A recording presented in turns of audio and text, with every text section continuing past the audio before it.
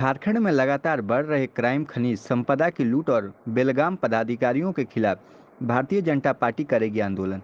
भारतीय ग्रामीण जिला अध्यक्ष ज्ञान रंजन सिन्हा के नेतृत्व में धनबाद के परिसदन में प्रेस वार्ता का आयोजन किया गया, जिसमें निरसा विधायिका अपर्णा सेन गुप्ता, प्रदेश कार्य समिति सदस्य धर्मजीत सिंह शामिल हुए।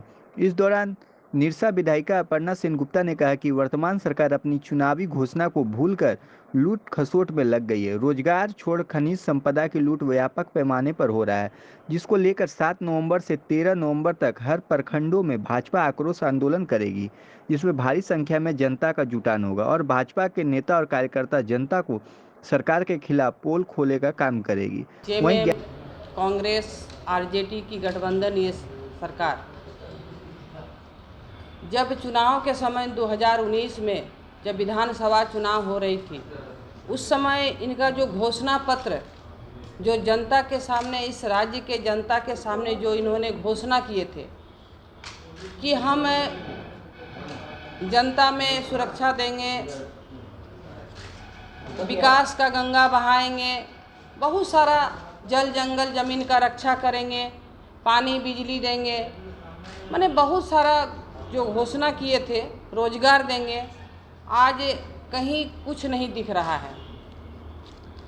हम लोग लगातार ये जो 8-9 जो जितने भी हमारे मुद्दा हैं, जो इस पर हम लोग 7 तारीख से लेके 13 तारीख तक और फिर हम लोग 19 से लेके 23 तक जिला में हम लोग जो आक्रोश धरना प्रदर्शन करेंगे।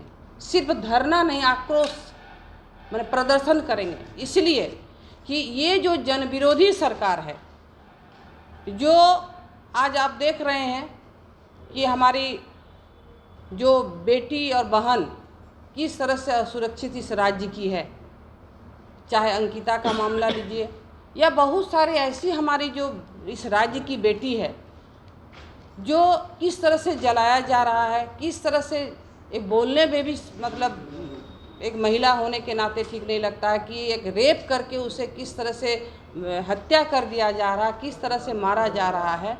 लगातार ये जो घटना इस राज्य में घट रहा है, सरकार इस पर रोकने में कोई भी कोशिश नहीं कर रहे हैं। प्रशासन नाम का कोई चीज़ ही इस राज्य में नहीं है कि मतलब किसी तरह से सजा ही नहीं मिल रही है।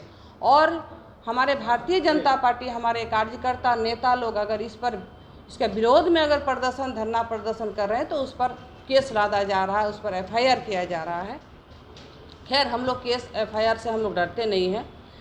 लगातार इतने जितने भी ये 8-9 मुद्दे हैं, हम लोग लगातार विधानसभा में प्रश्न उठा रहे हैं। विधानसभा में आप लोग देख रहे हैं, विधानसभा बाहर से लेके अंदर तक ये गूंगी बहरी सरकार की आँख कान मुंह खोलने का काम करते हैं, लेकिन पता नहीं ये इस राज्य को लूटने में, जल जंगल ज़मीन को लूटने में ये लोग इतना मैंने व्यस्त है कि घोषणा पत्र को ये लोग भूल गए हैं कि राज्य में जनता के सामने जो ये लोग आज जहाँ तक बालू का बात आ रहा है, देख रहे हैं कोई भाई बालू मतलब लेके रखे हैं एक विभाग कि हम बालू संभालेंगे। अवैध बालू का किस तरह से हम लोग अब निरसा विधानसभा का और पूरा राज्य का बात है, सिर्फ निरसा विधानसभा नहीं, किस तरह से बालू का हम लोग माइनिंग में ऑफिस में बात किए, हम लोग सरकार से बात किए, लेकिन किसी तरह का रोकथाम नहीं हो रहा।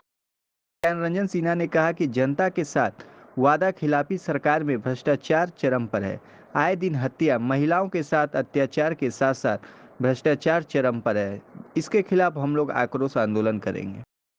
न केवल धनबाद बल्कि राज्य में राष्ट्रीय स्तर पर भी 3 बिंदुओं पर काम करती है।